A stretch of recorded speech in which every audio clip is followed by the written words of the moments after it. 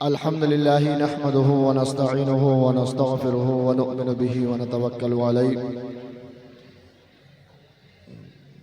व नऊज़ु बिल्लाहि मिन शुरूरि अनफुसिना व मिन सय्यिआति अमालिना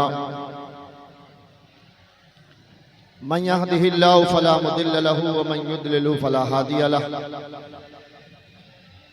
व नशहदु अन ला इलाहा इल्लल्लाह वहदहु ला शरीका लहु व नशहदु अन्ना मुहम्मदन अब्दुहु व रसूलुहु फ़अऊज़ु बिल्लाहि मिनश शैतानिर रजीम बिस्मिल्लाहिर रहमानिर रहीम अला बिज़िक्रिल्लाहि तत्मइन्नुल क़ुलूब सदक़ल्लाहु मौलाना अज़ीम व सदक़ रसूलुहुन नबियुल अमीनुल करीम व नहनु अला ज़ालिका लमिनश शाहिदीन व शाकिरीन वल्हम्दुलिल्लाहि रब्बिल आलमीन अम्मा बाद। मिंबर रसूल पर बैठे हुए मुअज़्ज़ज़ शोराए किराम, दूर दराज से आए हुए सामीन किराम, आइए हम और आप सबसे पहले आक़ा नामदार, मदीने के ताजदार, मक्के के सरदार, दोनों आलम के मालिक व मुख्तार, रहमतुल लिल आलमीन, शफ़ीउल मुज़नबीन, हबीब रब्बिल आलमीन, मिसबाहुल मुक़र्रबीन, रसूलुस सकलैन, नबियुल हरमैन, इमामुल क़िबलतैन, वसीलतुना फिद्दारैन, साहिब क़ाबा क़ौसैन, जद्दिल हसन वल हुसैन की बारगाह में एक बार बावज़ बुलंद दरूद पाक पढ़ लें। अल्लाहुम्मा सल्लि अला सय्यदना व शफ़ीअना व नबियना व मौलाना मुहम्मदिन मादिनिल जुदी वल करम व अला आलिहि व अस्हाबी बारिक वसल्लम सलातो व सलामन अलैका या रसूलल्लाह सल्लल्लाहु तआला अलैहि वसल्लम।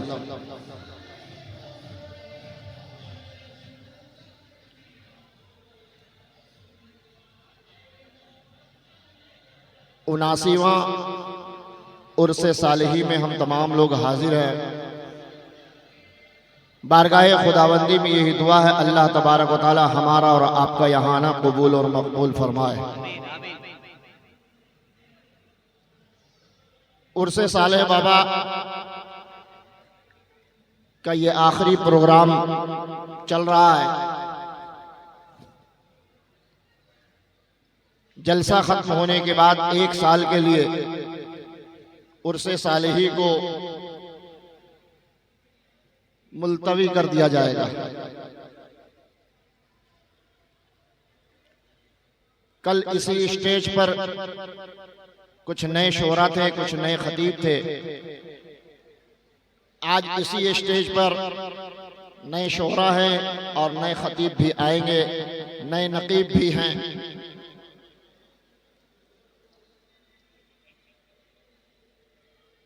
चूंकि शोरा की तादाद ज़्यादा है, इसलिए पढ़ने वाले नातख़्वां आशोरा का टाइम मुकर्रर कर दिया गया है। 30 मिनट जनाब अब्बास नूरी साहब ने पढ़ा और 25 मिनट जनाब ख्वाजा गुलाम सरवर साहब ने पढ़ा। और मैं भी ये कोशिश करूंगा कि 30 मिनट में अपनी बात को खत्म कर दूं, ताकि फिर आप शायर इस्लाम जनाब अरशद बनारसी साहब और शायर हिंदुस्तान जनाब सैयद शजर मकनपुली साहब को आप लोग सुने। उसके बाद खतीब हिंदुस्तान जनाब शुएब आसवी साहब आपके दरमियान आएंगे। वक्त इसके बाद अगर बचा तो फिर दूसरा राउंड शुरू हो जाएगा। मुअज़्ज़ज़ सामीन किराम, पूरे हिंदुस्तान के औलिया किराम के आस्थाने पे आप लोगों की हाजिरी होती है और हर आशिक़ औलिया बुजुर्गों के आस्थाने पर जाकर कुछ अपने नामे आमाल में नेकियों को भरने की कोशिश करता है। आज यहां से वहां तक सारे लोग जो चेयर पर बैठे हुए, ये किसी खास मुकर्रिर या किसी खास शायर को सुनने के लिए नहीं आए हैं।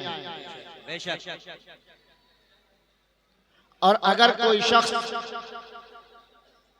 किसी खास शायर या किसी खास खतीब को सुनने आया है तो फिर उसकी नीयत में गड़बड़ है, और जिसकी नीयत में गड़बड़ है उसके नाम में नेकियां नहीं आती। अल्लाह अल्लाह अल्लाह। हमारा और आपका अकीदा ये होना चाहिए कि हम उर्से सालेही में जा रहे हैं तो चाहे जो भी खतीब हो, चाहे जो भी शोरा हो, नातखा हो या नकीब हो, हम अल्लाह और उसके रसूल का जिक्र सुनने के लिए जा रहे हैं। बेशक, सुभान अल्लाह। अगर ये नीयत होगी तो आपके नामे आमाल में नेकियां भर दी जाएंगी। और मौका बहुत कम है, हम लोगों के पास वक्त बहुत कम है, जिंदगी में बहुत सारा काम इंसानों के जिम्मा है, लेकिन जो लोग इस दुनिया से रुखसत हो गए, आपके इस शहर के जो लोग अपनी कब्रों में आराम कर रहे हैं, आज जब उनके सामने उर्से सालेही का नजारा गुजर रहा होगा, चाहे माह रमजान का मुकद्दस महीना गुजर रहा होगा, तो उनके दिल में ये ख्याल आता होगा और वो रब की बारगाह में अर्ज करते होंगे, परवरदिगार आलम एक दिन की मोहलत मुझको दे दे, एक दिन की मुझको मोहलत दे दे, ताकि सालेह बाबा के उर्स के मौके पे जो जलसा की महफिल सजाई जाती है, हम रात भर जलसा सुन के अपने नामे आमाल में नेकियों का अंबार लगा लें। लेकिन जब तक इंसान के जिस्म के अंदर रूह रहती है, इंसान इस फिक्र में नहीं रहता कि ज्यादा से ज्यादा अपने नामे आमाल में नेकियों को जमा कर लो ताकि मरने के बाद ये नेकियां काम आए। अब आप मिसाल के तौर पर ये समझो कि ये कब्र के अंदर जो इंसान चला गया, अब एक एक नेकी कमाने के लिए वो तरस रहा है, वो बेकरार और परेशान है। मुकद्दस महीना रमजान का जब आया तो वो इंसान रब की बारगाह में हाथ उठाकर अर्ज करता, परवरदिगार आलम तेरा पाक महीना, तेरा मुकद्दस महीना आया हुआ है, एक दिन की मोहलत दे दे, एक रोजा रख लेंगे। मौला मुझे फिर से दूसरी जिंदगी अता कर दे, पूरा रमजान कुरान की तिलावत में गुजार देंगे। मौला एक महीने की जिंदगी फिर से अता कर दे, पूरे रमजान के महीने में रोजा रख कर कुरान की तिलावत करेंगे, तरावी पढ़ेंगे, जिक्र और अस्कार तेरा करेंगे। लेकिन रब कहता, मेरे बंदे मुझे जितना तुमको छूट देना था दे दिया, मुझे जितना तुमको वक्त देना था दे दिया, अब इसके बाद एक जर्रा बराबर भी तुम्हें वक्त नहीं मिलेगा। अब तुम अपने कब्र में इंतजार करो उस दिन का जिस दिन हिसाबो किताब होगा, जिस दिन नामे आमाल तौले जाएंगे, जिस दिन नेकियां की गिनती की जाएंगी, जिस दिन तुम्हारे नेकियों को उजागर किया जाएगा, जिस दिन तुम्हारे गुनाहों को तुम्हारे सामने रखा जाएगा, उस दिन का इंतजार करो। आज साले बाबा के आस्थाने पर ये देखिए, अभी आवाज आप सुन रहे हैं, लोग डीजे बजाकर, नात पढ़कर, मनकबत पढ़कर चादरें चढ़ाने जा रहे हैं, और आप जिक्र रसूल की महफिल में बैठकर उलमा शोरा की ज़बाने अल्लाह और उसके रसूल का जिक्र सुन रहे हैं। यकीन जानो आप उनसे बेहतर हो, आप उनसे बेहतर हो, इसलिए कि आप सुकून के साथ बैठकर जिक्र रसूल सुन रहे हो। आज जिक्र रसूल सुनने में भी फर्क है। एक जिक्र रसूल वो करते हैं जिनको आप सुनते हैं, और एक जिक्र रसूल वो कर रहे हैं जो रसूल की औलाद है। अब तो मामला बहुत अलग हो गया है, अब सैयदों के मुकाबले गैर को सैयद बनाया जा रहा है। मैंने कई बार कहा है कि सैयद दो तरह के होते हैं, एक नस्बी सैयद होते हैं, एक कागजी सैयद होते हैं। एक नस्बी सैयद होते, एक कागजी सैयद होते। तो नस्बी सैयद औलादे गौसे आजम पीरे तरीकत हजरत सैयद शाह नसीम अख्तर कादरी बड़े सरकार है, ये नस्बी सैयद है। और कागजी सैयद के नाम लेने की जरूरत नहीं है। कुछ लोग एक असली सैयद नस्बी सैयद के बराबरी में एक कागजी सैयद को खड़ा कर रहे हैं। मैं उन लोगों से कहना चाहता हूं कि अगर किसी को सैयद बनाना है तो उसके जिस्म का पूरा खून निकाल लो और किसी सैयद का खून पूरे जिस्म के अंदर डाल दो, तब कहो कि ये सैयद है। इसलिए कि कोई असली सैयद गोरा होने की बुनियाद पर नहीं बनता। चेहरा अगर किसी का चमक रहा है तो वो असली सैयद कोई जरूरी नहीं। असली सैयद वो है जिसके जिस्म के अंदर मुस्तफा का खून है, जिसके जिस्म के अंदर गौसे आज़म का खून दौड़ रहा, वो असली सैयद है। और सरकारे मिल्लत कर लो, जितनी मुखालफत करना है कर लो, छूट मिली हुई है, रस्सी ढीली है, कर लो जितनी मुखालफत करना है कर लो, जितनी दुश्मनी करना है कर लो। अल्लाह ने रस्सी को ढीली छोड़ दिया। जिस दिन रब टाइट कर देगा अपने नबी की औलाद की खातिर, जिस दिन रब्बे कायनात उस रस्सी को खींच लेगा अपने खानदाने मुस्तफा के औलादे मुस्तफा की खातिर कि तुम इनको परेशान कर रहे हो, तुम इनको तंग कर रहे हो, अब तुम्हारे लिए हम रस्सी टाइट कर देते हैं, तो फिर वो शख्स छटपटाने लगेगा। ऐसा छटपटाएगा जिस तरह समंदर में से मछली को जमीन पर रख दो।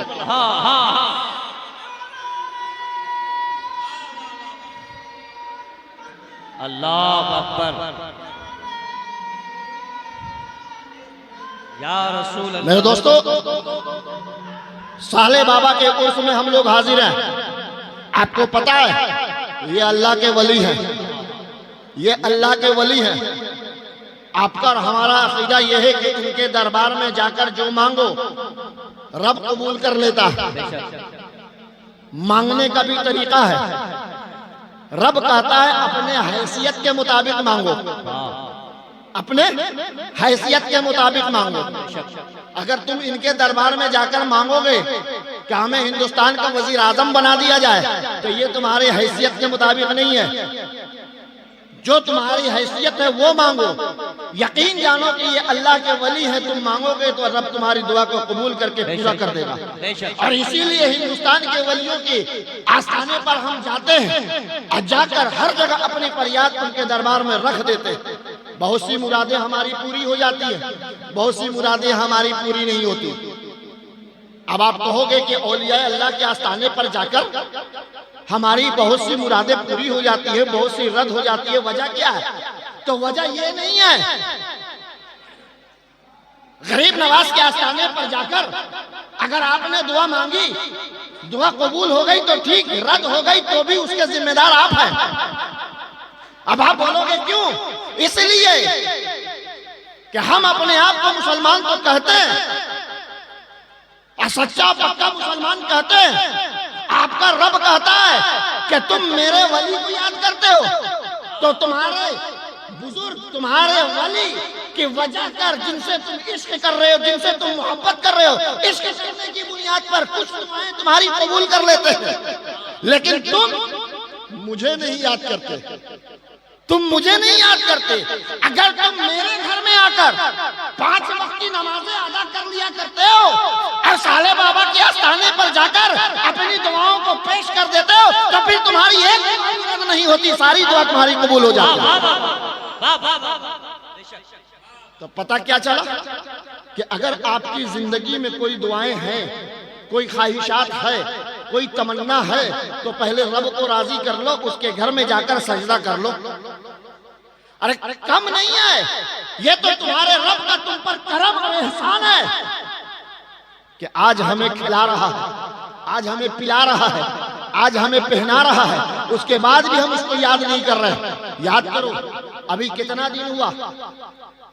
अभी 8 दिन भी नहीं हुआ है। आज जुमा है, इससे पहले जो जुमा गुजर गया वो आखिरी जुमा था रमजानुल मुबारक का, यानी अभी ईद उल फित्र की नमाज पढ़े हुए 8 दिन भी नहीं हुआ, मुकद्दस महीना गुजरा। अब यहाँ पर कितने लोगों ने रमजान का रोजा रखा मैं नहीं जानता, लेकिन मैंने उलमा से सुना है कि मुसलमान जो इबादत करता है, अल्लाह ने उस इबादत की नेकियों को मुकर्रर कर दिया है। आप नमाज पढ़ोगे तो इतनी नेकियां मिलेगी, आप रोजा रखोगे, आप कुरान की तिलावत करोगे तो इतनी नेकियां मिलेगी, आप किसी गरीब को खाना खिला दोगे इतनी नेकियां मिलेगी, किसी रोजेदार को अफ्तार करा दोगे इतनी नेकियां मिलेगी, किसी नंगे को कपड़ा पहना दोगे इतनी नेकियां मिलेगी। उलमा कहते हैं तुम्हारे हर काम के बदले रब ने नेकी को मुकर्रर कर दिया। लेकिन फिर यही उलमा कहते हैं कि रब ने रोजा रखने की कोई नेकी मुकर्रर नहीं किया, कोई नेकी मुकर्रर नहीं किया। लोगों ने हाथ उठाया, परवरदिगार आलम जब हर मेरे नेक काम की तूने नेकी को मुकर्रर कर दिया तो फिर रोजा रखने की नेकी को भी मुकर्रर कर देता। कुछ लोग तो वो हैं जो तेरे हुक्म के मुताबिक रोजा रख रहे हैं, तू नेकी मुकर्रर कर देता तो नेकियों की तादाद देखकर जो लोग रोजा ना रख रहे हैं वो भी रोजा रखना शुरू कर देते। तो रब ने क्या कहा? रब ने कहा मेरे बंदे जो मैं जानता हूं तुम नहीं जानते। हर इबादत की नेकी मैंने मुकर्रर कर दिया है, रोजा रखने की नेकी मैंने मुकर्रर इसलिए नहीं किया है कि तुम्हें हश्र के मैदान में पता चलेगा कि मैंने रोजे की नेकी क्यों नहीं मुकर्रर किया। अब लोगों ने सवाल किया कयामत कब आएगी, कब हम मरेंगे, कब उस मैदान में पहुंचेंगे, कब मुझे जवाब मिलेगा? तो मेरे मुस्तफा ने कहा कि है मेरे उम्मत के लोगों, रब अगर तुम्हारे रोजा रखने की नेकियों को मुकर्रर कर देता तो तुम नुकसान में पड़ जाते, तुम खसारे में पड़ जाते। रब ने तुम्हारे रोजा रखने की नेकी को ना मुकर्रर करके तुम फायदे में हो, तुम नफे में हो।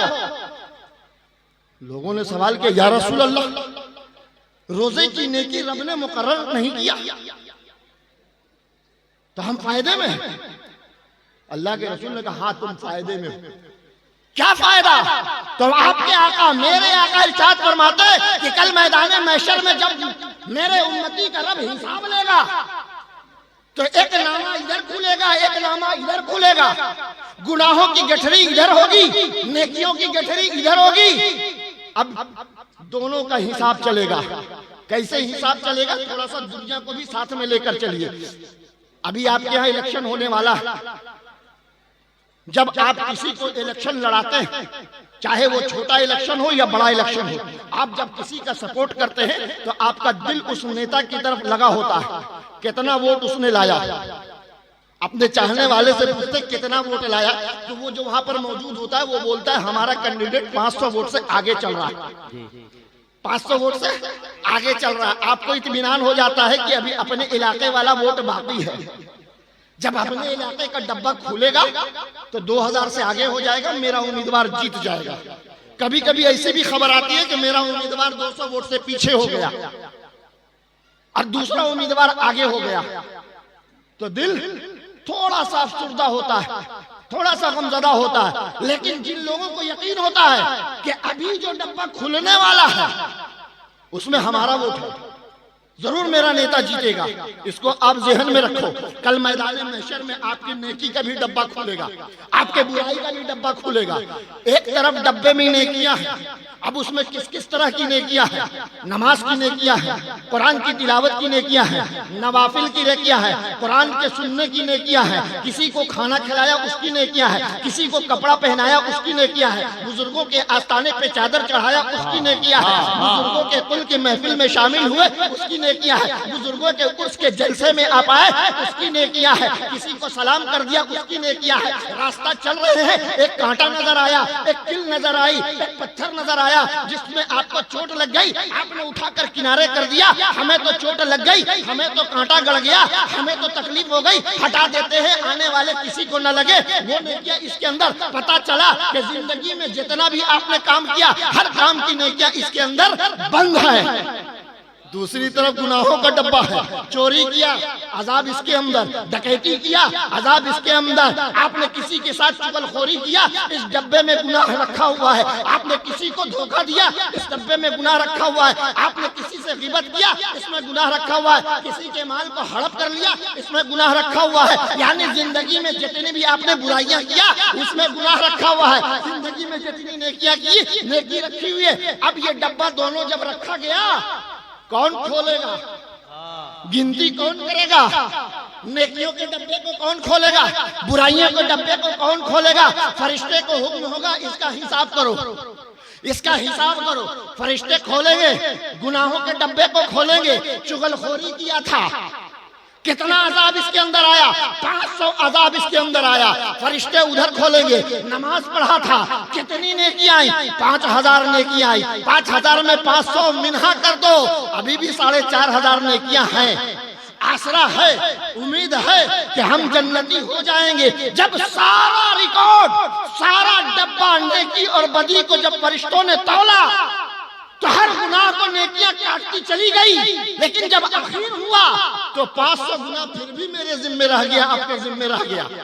अब नेकियां खत्म, अब हमारे जिम्मे 500 गुना रह गया, आपके जिम्मे 200 गुना रह गया, किसी के जिम्मे 1000 गुना रह गया। नेकियां खत्म। रब की बारगाह में हमारा जब पहुंचेंगे तो दिल के अंदर एक तशफ़्फ़ी है, दिल के अंदर इत्मीनान है, दिल के अंदर सुकून है कि सारी इबादत खत्म हो गई, सारी नेकियां खत्म हो गई, लेकिन 500 अभी गुनाह मेरे सर पर है, मेरी अभी एक इबादत बची हुई है, अभी मेरी जिंदगी की एक इबादत बची हुई है। रब की बारगाह में जब हम पहुंचे, फरिश्तों से रब ने पूछा, जमालुद्दीन आबिद कादरी का तुमने नामे अमाल खोला, नेकियां और बदी को खोला, फरिश्ते कहेंगे सारी नेकियां खत्म है, इनके जिम्मे 500 गुनाह है। बालेसर के मुसलमानों की नेकियों को तौला, खोला, 200 गुनाह बाकी है, किसी के जिम्मे 300 गुनाह बाकी है। रब पूछेगा कि जमालुद्दीन आबिद कादरी की पूरी जिंदगी को उलटो और उलट कर देखो कि पूरी जिंदगी में इसने एक भी रमजान का रोजा रखा है कि नहीं रखा है। फरिश्ते जब मेरी जिंदगी को उल्टेंगे, आपकी जिंदगी की किताब को जब खोलेंगे, आपकी जिंदगी के जब वर्क को उल्टेंगे तो किसी के जिम्मे 5 रोजा मिलेगा, किसी के जिम्मे 30 रोजा मिलेगा, किसी के जिम्मे कई कई महीने का, कई कई साल का रोजा मिलेगा। तो फरिश्ते से रब पूछेगा कि जमालुद्दीन आबिद कादरी को कितनी नेकियों की जरूरत है जन्नत में जाने के लिए। फरिश्ते बोलेंगे 500 गुनाह इनके जिम्मा है, 501 नेकी अगर मिल जाए तो 500 को काट देगा गुंडे की, एक नेकी इनके जिम्मे बचेगी, ये जन्नती हो जाएंगे। रब कहेगा एक रोजे के बदला इसको 501 नेकी अता करके 500 गुनाह काट दो, एक नेकी का बदला ये जन्नत में चला जाएगा। बात समझ में आ गई? कल हश्र के मैदान में मेरे मुस्तफा का उम्मती जब पहुंचेगा और उसके जिम्मे की सारी नेकियां खत्म हो जाएंगी तो रब कहेगा कि मेरे मुस्तफा के उम्मती के जिम्मे जो भी गुनाह है, अगर जिंदगी में एक भी रोजा रखा है, 1 लाख अगर नेकी की जरूरत है तो एक रोजे के बदला 1 लाख नेकी देकर इसको जन्नती बना दो। किसी को अगर 5000 नेकी की जरूरत है, जिंदगी में रमजान का सिर्फ उसने 2 रोजा रखा है, तो 5000 नेकी देकर इसको जन्नती बना दो। मेरे मुस्तफा ने कहा था, ऐ मेरे उम्मत के लोगों, रब ने तुम्हारे लिए रोजे की नेकी इसीलिए नहीं मुकर्रर किया है ताकि हश्र के मैदान में तुम्हें जितनी भी नेकियों की जरूरत हो, एक रोजे के बदले तुम्हें अदा कर दे। अब अगर इतने बड़े मजमे में कोई भी एक शख्स ऐसा हो जो अब तक रमजान का एक भी ना रोजा रखा हो, तो मेरी गुजारिश है रख लो एक रोजा, रख लो 2, 4, 5 रोजा, इसलिए कि ये इनाम है रोजा, ये रोजा इनाम है, ये रोजा बोनस है, कोई इसकी नेकी मुकर्रर नहीं। कल हश्र के मैदान में ये एक रोजा तुम्हारे जिंदगी के गुनाहों को माफ करवा देगा।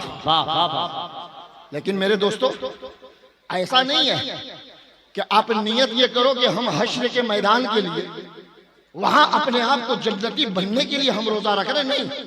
अब मुसलमानों की जिंदगी में 4 फर्ज इबादतें हैं। कितनी इबादतें हैं?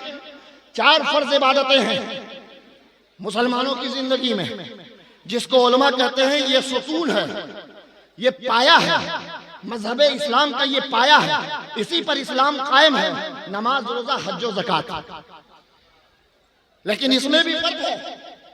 2 इबादतें ऐसी हैं जिसमें घमंड है, 2 इबादतें ऐसी हैं जिसमें तकब्बुर है, और 2 इबादतें ऐसी हैं जिसमें खाकसारी है, जिसमें तवाज़ो है। अब आप कहोगे कौन सी इबादत है जिसमें घमंड है? तो हज एक ऐसी इबादत है जिसमें घमंड भी है। ज़कात एक ऐसा फर्ज है और आपके हमारे लिए जो इबादत है इसमें घमंड है। आप अगर सफर नहीं करते हो तो जो सफर करने वाले हैं उनसे पूछो। कभी रमजान के महीने में कलकत्ता चले जाना।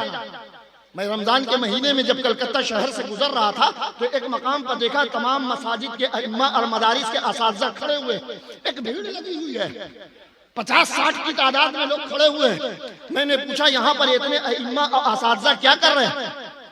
जो मेरे साथ थे उसने कहा ये सेठ साहब अभी आकर इस चौकी पर बैठेंगे, ये मालदार साहब कलकत्ता के इस चौकी पर आकर 9 बजे दिन में बैठेंगे और आज ये ज़कात की रकम बांटेंगे। ये मदरसे वाले ज़कात की रकम लेने के लिए खड़े हैं, ये मस्जिद के इमाम साहब अपने मदरसे के लिए बच्चों के गरीब बच्चों के लिए ज़कात की रकम लेने के लिए खड़े हैं। वक्त क्या हो रहा है?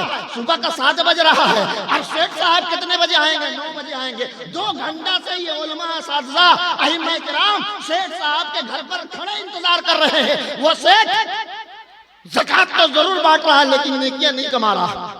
उसको घमंड आ गया कि मैं 5 लाख रुपया ज़कात निकालता हूँ, ये देखो मेरी इज्जत, मेरा इंतजार उलमा कर रहे हैं, मेरा इंतजार अइम्मा कर रहे हैं, मेरा इंतजार असातिज़ा कर रहे हैं। तो इसीलिए मैंने कहा कि एक इबादत ऐसी है जिसमें घमंड तकब्बुर भी है। अगर कोई ज़कात की रकम लाखों करोड़ों में निकालता है और अगर एक जर्रा बराबर उसके दिमाग में घमंड आ गया, रब कहता है कि तुम्हारी इस ज़कात की रकम को हम तुम्हें मुंह पर मार देंगे और इसके एवज में तुम्हें एक नेकियां भी अता नहीं करेंगे। हज करने लोग जाते हैं, कोई 10 हज कर रहा है, कोई 20 हज कर रहा है, कोई 40 हज कर रहा है, कोई 15 हज कर रहा है। अब आकर मोहल्ले में ये कह रहा है मैं पूरे मोहल्ले में अकेला हूँ, मैं पूरे मोहल्ले में अकेला हूँ, मैं पूरे शहर में अकेला हूँ, 40 हज मैंने करके आया हूँ, कोई नहीं है मेरे मुकाबले में। ये घमंड है, ये घमंड है, ये तकब्बुर है। रब कहता है कि 1 लाख बार भी अगर तुमने हज कर लिया, 1-2 बार नहीं, 1 लाख बार भी अगर तुमने हज कर लिया और घमंड कर लिया कि मेरे मुकाबले में कोई नहीं है, तो वो सारा हज तुम्हारे मुंह पर फेंक देंगे, एक नेकियां भी तुमको हम अता नहीं करेंगे। लेकिन 2 इबादत खाकसारी, 2 इबादत में तवाज़ु, वो है रोजा, वो है नमाज। अगर कोई वक्त का बादशाह ये कहे कि आज मैंने रोजा रखा है, आज मैंने रोजा रखा है, तो एक गरीब रिक्शा वाला भी कह सकता है तुम रोजा रखे तो क्या हुआ, मैंने भी रोजा रखा है। इसको खाकसारी कहते हैं कि अगर कोई मालदार दौलतमंद रमजान का रोजा रखा और उसने ऐलान कर दिया कि इस बार पूरे रमजान का रोजा मैंने रखा है, एक रिक्शा चलाने वाला वो भी बोलेगा तुमने रोजा रखा तो मैंने भी रोजा रखा, तुम अगर भूखे रहे तो मैं भी भूखा रहा। अगर कोई बोले मैं 5 वक्त का नमाज पढ़ता हूँ, मालदार ताजिरान पैसे वाले, तो एक रिक्शा चलाने वाला भी बोल सकता मैं भी नमाजी हूँ, मैं भी नमाज पढ़ता हूँ। तो सोचो मुसलमानों, हमारी जिंदगी में 4 इबादत हम पर फर्ज है, नमाज, रोजा, हज और ज़कात, लेकिन हम ज़कात देने के लायक नहीं, इसलिए इससे बरी हो गए। पैसा इतना नहीं, हज नहीं कर सकते, इससे बरी हो गए। लेकिन मेरी जिंदगी में 2 इबादत है, एक रोजा है, एक नमाज है। नमाज पाबंदी से पढ़कर उस बादशाह के बराबरी में हम खड़े हो सकते हैं। रमजान का मुकद्दस महीना में रोजा रखकर हम उस बादशाह, बड़े बड़े ताजिरों के बगल में हम खड़े हो सकते हैं कि अगर तुमने रमजान का रोजा रखा तो मैंने भी रमजान का रोजा रखा, तुम 5 वक्त की नमाजें अदा करते हो तो मैं भी 5 वक्त की नमाजें अदा करते हो। तो मुसलमानों, 4 इबादत अमीरों के लिए, गरीबों के लिए सिर्फ 2 इबादत है, नमाज और रमजान का रोजा। इसलिए अगर तुमको अमीरों के बगल में खड़े होना है, मालदारों के सफ में खड़े होना है और अपने आप को बख्शवाना है, अपने नाम अमाल में नेकियों का इजाफा करना है, तो नमाज के पाबंद बन जाओ। और मौका मयस्सर हो, रमजान का मुकद्दस महीना अगर तुमको मिल जाए तो पूरा महीना रोजा रखकर गुजार दो। तुम बड़े बड़े बादशाहों के बगल में खड़े हो सकते हो और बड़े बड़े इबादत गुजार के बड़े बगल में खड़े हो सकते हो। आज वलियों के आस्थाने पर हम और आप चादर चढ़ा रहे, फूलों की चादर चढ़ा रहे, फूलों का गजरा चढ़ा रहे, हमारे और आपके पॉकेट का पैसा जा रहा है, हमारे और आपके पॉकेट का पैसा निकल रहा है। लेकिन हमारे पॉकेट से 100, 200, 500 निकल रहा है, आपकी जेब से 1000, 2000 निकल रहा है, हम उसकी परवाह नहीं करते, क्योंकि हम आशिक़े औलिया हैं, हम इनसे मोहब्बत करते हैं, हम पैसे की परवाह नहीं करते, हम इनसे अकीदत और इश्क करते हैं। 1000 क्या, अगर रब मुझको अता कर दे तो लाख रुपए का गजरा इनकी बारगाह में चढ़ा देंगे, सिर्फ इसलिए सिर्फ इसलिए कि ये अगर खुश हो गए तो गौसे आजम खुश हो जाएंगे, गौसे आजम अगर खुश हो गए तो मौला अली खुश हो जाएंगे, मौला अली खुश हो जाए तो रब खुश हो जाएगा। तो जिससे रब राजी हो जाए उसका कोई बिगाड़ नहीं सकता। सुभान अल्लाह। नारे तकबीर, नारे रिसालत, फैज़ाने मशाइख़ अहले सुन्नत, मज़हबे इस्लाम, फैज़ाने सरकार नसीबे मिल्लत, सरकारे मिल्लत अल्लामा सैयद जमालुद्दीन साहिब किला आबिदुल कादरी। सरकारे मिल्लत किसी को खुश करने में पूरी जिंदगी उन्होंने नहीं गुजारा। सरकारे मिल्लत ने किसी को राजी करने के लिए अपनी जिंदगी को नहीं गुजारा। उनकी एक सोच थी, उनकी एक पढ़ाई थी, उनके बारे बस एक ही उनका नशा था कि हमसे कोई राजी हो या ना हो, हमें रब को राजी करना है। ना उन्होंने दौलतमंदों की परवाह किया, न गरीबों की परवाह किया। तुम खुश रहो ठीक है, नाराज हो कोई बात नहीं। चूंकि सरकारे मिल्लत का शेवा ये था कि कोई हमसे नाराज हो जाए कोई फर्क नहीं पड़ता, हमारा रब हमसे राजी हो गया, बस यही मेरी कामयाबी और यही मेरा मर्तबा बुलंद कर देगा। आज यही हुआ है, आज इस उड़ीसा की सरजमीन पर यही हुआ कि सरकारे मिल्लत से रब राजी हो गया। तो एक मस्जिद के शहर में जिंदगी गुजारने वाला शख्स पूरे हिंदुस्तान के अंदर मशहूर हो गया, क्योंकि रब राजी है। जब रब राजी है तो कितने दुश्मनी करते रहो कोई फर्क नहीं पड़ने वाला है, कितने उनके सामने तुम बुग़्ज़ अदावत निकालते रहो कोई फर्क नहीं पड़ने वाला है। ये गुलाम सरवर साहब बगल में हमारे बैठे हुए चले गए, ये बेचारा अभी बिहार में गया था प्रोग्राम करने के लिए। सरकारे मिल्लत के मुखालिफों ने पढ़ने नहीं दिया, स्टेज पर चढ़ने नहीं दिया कि ये नसीमी है। अरे नसीमी ही तो जन्नती है, नसीमी ही जन्नती है, इसलिए कि नसीम अख्तर कादरी किसी गैर की औलाद नहीं है, जो जन्नत के मालिक है उन्हीं की औलाद है। अरे मेरा बाप 1 करोड़ का मकान बनाएगा तो उसके वारिस मैं रहूंगा, शजर मकानपुरी नहीं हो सकती। उस मकान के अंदर मैं दाखिल होऊंगा, ये नहीं हो सकते। इनके आबाओ अजदाद ने करोड़ों का महल बनाकर रखा है तो उसके वारिस ये है। उस मकान में बगैर इजाजत हम नहीं जा सकते, उस मकान में बगैर इजाजत के हम दाखिल नहीं हो सकते, उस मकान में जाने की हम जिद नहीं कर सकते जब तक कि इनके आबाओ अजदाद राजी ना हो जाए। तो नसीम अख्तर कोई गैरों की औलाद नहीं, ये उनके बेटा है जो जन्नत के मालिक है, ये उनके दख्ते जिगर है जो जन्नत के मालिक हैं। और जो मालिक होता है बेटा उसका सब कुछ हो जाता है। बाप करोड़ों की गाड़ी खरीदता है, अलमारी पे चाबी टंगी होती है, बेटा चाबी लेकर गाड़ी लेकर चला जाता है, बाप से पूछने की भी जरूरत नहीं। बाप बुलेट मोटरसाइकिल खरीदता है, चाबी अलमारी पर धरी होती है, बेटा चाबी उठाकर बुलेट लेकर शहर में निकल जाता है। क्यों?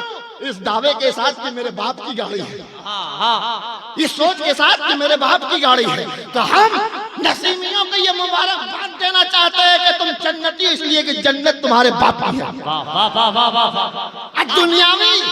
दुनिया में तो तुम्हारा बाप अलग है, लेकिन आखिरत में तुम्हारा बाप सैयद नसीम अख्तर कादरी है।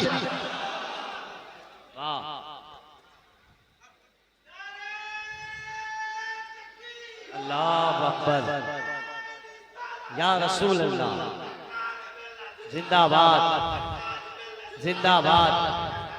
एक मुखालिफ शहनशाह तरन्नुम हजरत अरशद बनारसी, एक सरकारे मिल्लत का एक मुखालिफ, खुला मुखालिफ। अल्लाह जब किसी को हिदायत देता है ना तो उसको ठोकरे लगाता है ना। जब अल्लाह किसी को हिदायत देना चाहता है तो एक ठोकर लगा देता है। जैसे हजरत बशीर हाफी के बारे में आपने बहुत वाकया सुना होगा कि शराब के कारोबारी थे, शराब के ताजिर थे। जब दुकान पे आए तो देखा कि बिस्मिल्लाहिर्रहमानिर्रहीम एक टुकड़े पर लिखा हुआ, नजर पड़ गई, उठाकर चूम लिया, घर वापस गए, अतर लगाया और कहा रब ये तेरा नाम है, अल्लाह ये तेरा नाम है, रहमान तू है, रहीम तू है, तेरी ये जगह नहीं शराब के दरवाजे पर, तेरी ये जगह नहीं कि तू शराब के दरवाजे पर रह। ऐ रब तू पाक है, तू बेअयब है, परवरदिगारे आलम तेरी ये जगह नहीं। बशीर हाफी ने उस कागज के टुकड़े जिस पर बिस्मिल्लाहिर्रहमानिर्रहीम लिखा हुआ था ले जाकर घर में सबसे ऊंची अलमारी पर रखा और कहा, ऐ रब, तेरा मकाम वहां है, तेरा नाम वहां रखा जाएगा, तेरी जगह वहां है। बशीर हाफी ने एक कागज के टुकड़े पर बिस्मिल्लाह लिखा हुआ सिर्फ ऊंची अलमारी पर रख दिया, उनके दिल की दुनिया को रब ने बदल दिया। ऐसा ठोकर लगा बशीर हाफी को कि जिस शराब खाने के वो मालिक थे अब उधर जाने का दिल नहीं कर रहा है, अब उधर नजर उठाकर नहीं देख रहे हैं। दिल की दुनिया रब ने एक ठोकर में बदल दिया। और वो बशीर हाफी कभी शराब के ताजिर थे, आज वलियों के सफ में उनका नाम है, आज वलियों के सफ में है। तो मेरे दोस्तों, सरकारें मिल्लत के मुखालिफ, खुला मुखालिफ, खुला दुश्मन, सांप काट लिया। क्या काट लिया? सांप काट लिया।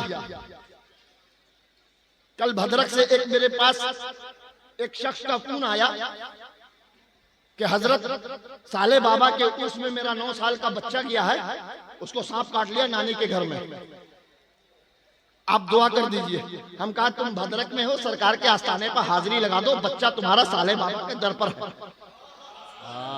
तुम वहां हाजिरी लगा दो, यहाँ दुआ कबूल हो जाएगी, तुम्हारे बच्चे को कोई नुकसान नहीं होगा। 10 साल का बच्चा, ये परसों की बात है। हॉस्पिटल में वो बच्चा अभी भी भर्ती है। मैंने भी कहा कि मैं साले बाबा के उर्स में आया हुआ हूँ, इनकी बारगाह में मैं भी अर्ज कर देता हूँ। अर्ज कर दिया, आपका मेहमान है, आपका मेहमान है, वो नानी का नहीं आया है, वो मेहमान बनकर आपका आया है। रहने की जगह नानी का मिल गई है, लेकिन मेहमान तो आप ही का। देख लीजिएगा, अगर मर गया तो बदनामी आपकी होगी हमेशा हमेशा। वो बाप हमेशा बोलेगा कि साले बाबा के उर्स में मेरा 10 साल का बच्चा गया, मर गया सांप काट के। इसलिए इस बदनामी को आप मत लीजिए अपने सर पर, दुनिया छोड़ेगी नहीं। जब दुनिया औलादे गौस को नहीं छोड़ती, नबी की खानदान को नहीं छोड़ी, जब हुसैन को ना छोड़ी, हुसैन के बच्चों को ये दुनिया ना छोड़ी, आपको भी ना छोड़ेगी। आज वो बच्चा अभी मगरिब से पहले वो बच्चा और बाप दोनों मेरे पास आया जहां मैं ठहरता हूँ। मैंने कहा बच्चा ठीक है? बोला सरकार का करम है, सरकार का करम है। हम कहा सरकार का करम है, यह साले बाबा की निगाह है। सरकार ने कहा साले बाबा ध्यान रखिएगा, मेहमान आपका था और मेरे घर से गया था, भद्रक से गया था। उस डॉक्टरों ने कहा कि 72 घंटा इसको हम अपनी निगाहों के सामने रखेंगे, लेकिन ऐसा नहीं है कि सांप का जहर इसको असर किया, लेकिन अपनी कस्टडी में हम अपनी नजर में रखेंगे। वो बच्चा अभी भी बालेसर हॉस्पिटल में भर्ती है। अकीदत अगर होगी, सच्ची मोहब्बत और सच्ची लगन होगी, अब बुजुर्गों पर यकीन होगा तो अच्छा अच्छा जहर जाय हो जाता है, अच्छा अच्छा जहर खत्म हो जाता है मिनटों में। हजरत खालिद बिन वलीद बहुत बड़े मुजाहिद थे, सारी जंग लड़े हैं, बहुत जंग लड़े हैं वो। एक बार एक दुश्मन ने कहा तुम्हें अपने ऊपर यकीन है, अपने मजहब के ऊपर यकीन है, अपने रसूल के ऊपर यकीन है? कहा हाँ हाँ है। कहा कि ये बहुत खतरनाक जहर है, इसको कोई जबान पर रखता है तो मर जाता है। हजरत खालिद बिन वलीद ने उस जहर को मुंह में रख के पानी पी गए, कुछ नहीं हुआ। यकीन था रसूल अल्लाह पर कि आज अगर खालिद बिन वलीद अगर जिंदा है तो इस्लाम की खातिर जिंदा है, तलवारें अगर चला रहा है तो इस्लाम की इशाअत, इस्लाम की तबलीग के लिए चला रहा है। उन्होंने जहर पी लिया कि अगर मौत होगी तो हम मर जाएंगे, अगर जिंदगी होगी तो ये जहर मेरा कुछ नहीं बिगाड़ सकता। अब सरकार का एक मुखालिफ उस बेचारे को भी सांप काट लिया। तो मैंने बताया ना कि जब अल्लाह किसी को हिदायत देता है तो ठोकरे लगा देता है। सांप काट लिया, बगल के मोहल्ले में उसको हॉस्पिटल में भर्ती किया गया। वहां जब डॉक्टरों ने देखा तो कहा कि ये बच्चा अब बचेगा नहीं, इसको जहर असर कर रहा है, इसको जहर असर कर रहा है, हम बचा नहीं सकते, अगर चाहो तो हॉस्पिटल में रखो वरना इसको घर ले जाओ। तो हमारे बिहारी भाषा में कहा जाता है मरता क्या नहीं करता, और एक भाषा और कहते हैं जब तक सांस है तब तक आस है। हमारे और आपके रिश्तेदार अगर कभी बीमार हो जाते हैं कोई मुहलिक बीमारी में पड़ जाते हैं, कैंसर हो जाता है, ये वो हो जाता है, तो बेटा है, भाई है, रिश्तेदार है, उसको आईसीयू में रखते हैं कि जब तक सांस चल रही है हम इलाज कराएंगे। जब डॉक्टरों ने जवाब दिया कि सहारा असर कर रहा है, तुम्हारे बच्चे की जान जा सकती है, तो उस वक्त कौन याद आया? उस मुसीबत की घड़ी में कौन याद आया? उसकी मां ने कहा कि हॉस्पिटल जवाब दे रहा है, सरकारे मिल्लत की बारगाह में चलो, सरकारे मिल्लत के पास चलो। मैं उनकी मुरीदा हूं, मैं उनकी खादिमा हूं, मैं उनसे मुरीद हूं, वो हमारे पीर हैं। तुम भी उनसे मुरीद हो, वो हमारे पीर हैं। जब इधर से आस टूट जाएगी तो इधर आस जोड़ लेते हैं, जब इधर हिम्मत टूट जाएगी तो इधर से हम हिम्मत ले लेते हैं। दोनों ऑटो करके बच्चे को लेके सरकार के मस्जिद में पहुंचे। खादिम ने जाकर सरकार से कहा एक बच्चा आया है जिसको सांप काट लिया है। सरकार फौरन उठे और जब बाहर आए तो देखा एक जवान 17-18 साल का नौजवान बेसुध पड़ा हुआ है। सरकार की नजर जैसे ही पड़ी उस मुरीद और मुरीदा पर तो पूछा ये किसका बेटा है? मुरीद ने कहा सरकार मेरा बेटा है। मुरीदा ने कहा सरकार मेरा बेटा। सरकार ने बर्दाश्त कहा कि ये तो मेरा मुखालिफ है, ये तो मेरे खिलाफ अपने मोहल्ले में बोलता, ये तो हमें गालियां देता, ये तो हमारी बुराई करता। यकीन जानो सरकारे मिल्लत ने बेसाख्ता कर दिया ये हमारा मुखालिफ है, ये तो हमारी बुराई करता है, ये तो हमारा दुश्मन है।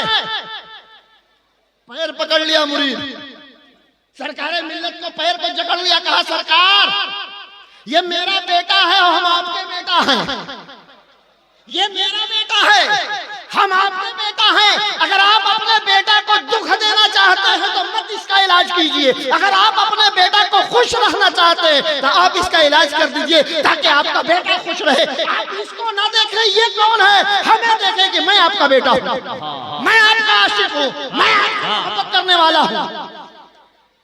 मुरीदा हाथ जोड़ ली, सरकार मैं बेटी हूं आपकी, इसको मत देखे मुझे देखे, अगर ये मर गया तो मैं गमज़दा हो जाऊंगी, मैं रोने लगूंगी, तो आप बर्दाश्त न करेंगे। अगर आपकी बेटी रो गई तो आप बर्दाश्त न करेंगे। सरकारे मिल्लत बैठ गए, बैठकर अपने हाथ में कुछ पढ़ा, अब पढ़कर उसके सीने पर 3 बार फेरा, बच्चा उठकर बैठ गया। सुभान अल्लाह, सुभान अल्लाह, उठकर बैठ गया। अब जिसको सांप काटा वो तो बेहोश हो गया, उसे क्या पता हम कहां। जैसे ही उठकर बैठा नजर पड़ी सरकारे मिल्लत के चेहरे पर। जो जिंदगी में सरकार की मुखालफत किया होगा वो कभी उनके सामने खड़ा नहीं हो सकता। और तो मैं आपको एक बात और बता दूं कि धामनगर के एक मौलाना साहब से मेरी मुलाकात ट्रेन पर हो गई। मदरसे के मौलाना साहब बिहार ही के रहने वाले हैं। जब ये बात होने लगी तो उन्होंने कहा हजरत सरकारे मिल्लत की 2 चीजों का इकरार तो हम लोग भी धामनगर के मुदर्रिसीन करते हैं। मैंने कहा क्या? कहा कि सरकारे मिल्लत के सामने कभी जिन्नात आ नहीं सकता, मुझे यकीन है।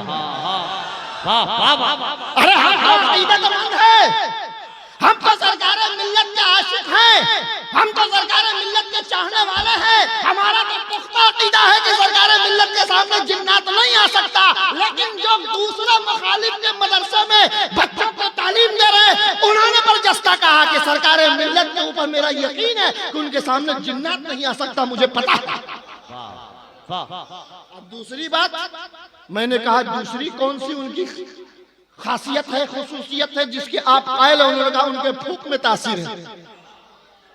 ये 2 चीज के हम लोग भी कायल हैं। मौलाना ने कहा कि एक फूक में तासीर है, वो बोतल पर फूकते तो जरूर हैं लेकिन पानी पर तक फूक पहुंचता नहीं है, लेकिन रब ने उनके फूक में ताकत दे दिया है कि अच्छा से बड़ा बीमार फौरन शिफायाब हो जाता है। सुभान अल्लाह। अब वो बच्चा जब सरकार की तरफ देखा तो उसका होश उड़ गया। अम्मी जान मैं यहाँ हूँ, बेटा तुम्हें सांप काट लिया था, तुम्हें सांप काट लिया था, डॉक्टरों ने तुम्हें जवाब दे दिया, तुम बच नहीं सकते थे, तुम्हारा जहर धीरे धीरे बढ़ रहा था। डॉक्टरों ने जब जवाब दिया तो मैं सरकार की बारगाह में लेकर आई हूँ। सरकार ने तुम्हारे सीने पर सिर्फ 3 बार हाथ फेरा है, तुम उठकर बैठ गए। सरकार ने कहा बेटा को ले जा अपने घर। उस नौजवान जो सरकार का मुखालिफ के कदमों पर गिर गया, कहा सरकार अगर जिंदगी अता किया है तो जो गुस्ताखी किया उसको भी आप माफ कर दीजिए। अगर जिंदगी मुझे मिली है तो अब तक जो नादानी में, नासमझी में मैंने आपके खिलाफ जो कुछ भी बोला है, अब जब तक आप माफ नहीं करेंगे आपके कदमों को हम छोड़ेंगे नहीं। सरकार ने कहा तू किया है, अच्छे अच्छे दुश्मनों को मैंने माफ कर दिया, जा तुझे भी माफ कर दिया। आजकल अगर थोड़ा सा नजराना कम हो जाता है तो पीर साहब नाराज हो जाते हैं। ये हमारे सेक्रेटरी साहब के घर की लाइन अभी गायब थी 1-1.5 घंटे से। गर्मी से मैं शराबोर हो रहा था, मैंने कहा चलो स्टेज के पीछे ऑफिस है वहां चले जाते हैं। कमेटी वालों ने एक रूम बना के रखा है कि स्टेज पे बैठे बैठे जब थक जाए तो रूम में चले जाए। जब मैं अपने रूम में गया तो देखा मौलाना शुएब रजा साहब आसवी साहब आराम फरमा रहे हैं। कुछ मेरे चाहने वालों ने सोचा कि उनको उठाकर रूम से बाहर कर दें, छोड़ दो, क्या छोड़ दो, वो हमारे मेहमान हैं, वो थके हुए आराम कर रहे हैं। मैं दूसरे रूम में चला गया जहां शजर मकनपुरी साहब कयाम कर रहे हैं, जहां अरशद बनारसी साहब ठहरे हुए, जहां गुलाम सरवर साहब ठहरे हुए, जहां कैफ रजा साहब ठहरे हुए, जहां हसनैन रजा साहब ठहरे हुए। अगर सैयद होगा तो खाकसारी होगी। ये सैयदों की सबसे बड़ी पहचान है, इसलिए कि वो घराना है जो खुद भूखा रहा है, दूसरे को खाना खिला रहा है। इसलिए मेरे दोस्तों एक बात याद रखना, मानना अलग है, चाहना अलग है। अभी मैंने 2 मिनट की एक तकरीर किया तो लोगों ने बड़ा उसको वायरल किया। कौन है यहां पर जो नहीं मानता? सब मानते हैं, सरकारे मिल्लत को भी सब मानते हैं। ये और बात है दाल रोटी का मामला, सब मानते हैं सरकारे मिल्लत को। तो मानना और चाहना अलग है, इसको समझ लो इशारे में। बहुत सारे लोग यहां पर बैठे हुए होंगे जिन्होंने मेरी तकरीर को लोगों को सुनाया कि देखो तो मानना और चाहना सुन लो। कल मसरूर राजी ने क्या कहा था? पहचानना और चाहना। अब मुझसे सुन लो, मानना और चाहना। मानना उसको कहते हैं कि हम साले बाबा को मानते हैं, जब गुजर रहे हैं सलाम कर दे रहे हैं, जब गुजर रहे हैं सलाम कर रहे हैं। सरकारे मिल्लत को मानते हैं, जब उधर से गुजर रहे हैं सलाम कर रहे हैं। इसको कहते हैं मानना। इसको क्या कहते हैं? मानना। और जब साले बाबा के आस्थाने की तरफ से गुजर रहे हैं, गाड़ी रोक कर उतर कर आस्थाने पर गए, कदमों को चूमा, फातिहा पढ़ा, इसको कहते हैं चाहना। इसको क्या कहते हैं? चाहना। यानी किसी का एहतराम करना, इसको मानना कहते हैं। और किसी से जाकर बार बार मिलना, उसके कदमों को चूमना, उसकी सोहबत में बैठना, उससे जाकर अपने दुख दर्द को शेयर करना, साझा करना, इसको कहते हैं चाहना। समझ में आ गई बात?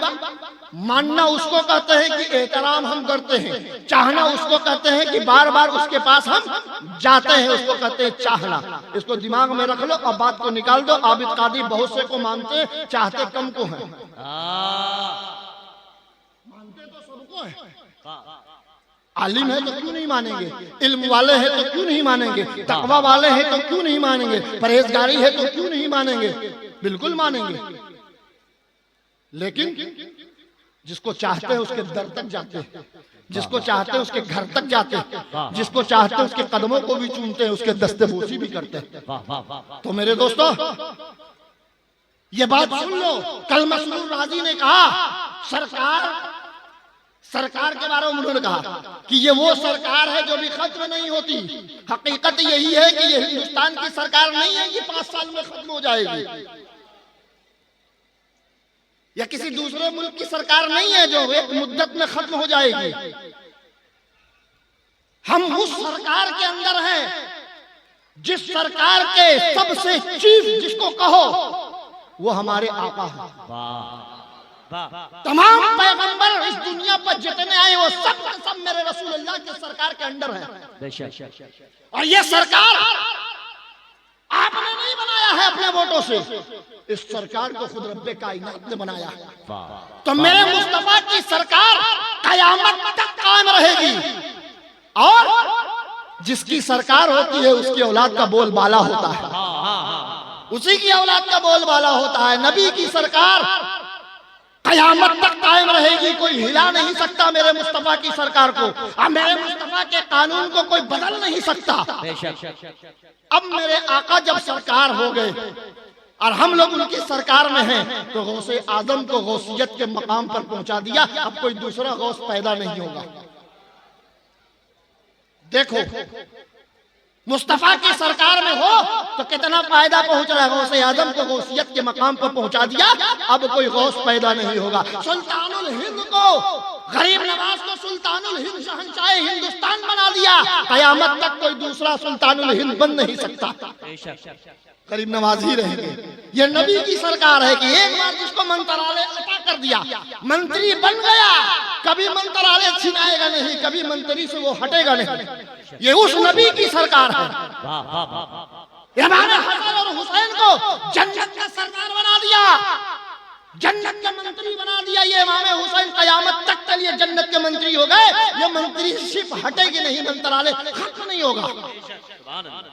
जैसे ये दुनिया के मंत्रालय 2 मिनट में खत्म हो जाता है। हमारे यहाँ शाहनवाज हुसैन सब मंत्री थे, पटना जहाज में बैठे और हवा में उड़े, इधर नीतीश कुमार लालू से मिलकर सरकार पलट गई। अब जब वो दिल्ली उतरे तो उनको प्रेस रिपोर्टर ने कहा कि शाहनवाज साहब आपका मंत्रालय चला गया, आप मंत्री नहीं रहे। बोले क्यों? कहा नीतीश कुमार लालू से मिल गए, आप अलग हो गए। तो उस शाहनवाज ने कहा कि ऐसा भी जिंदगी में होता है, मंत्री बन के जहाज पर बैठे, उतरे तो मंत्री नहीं।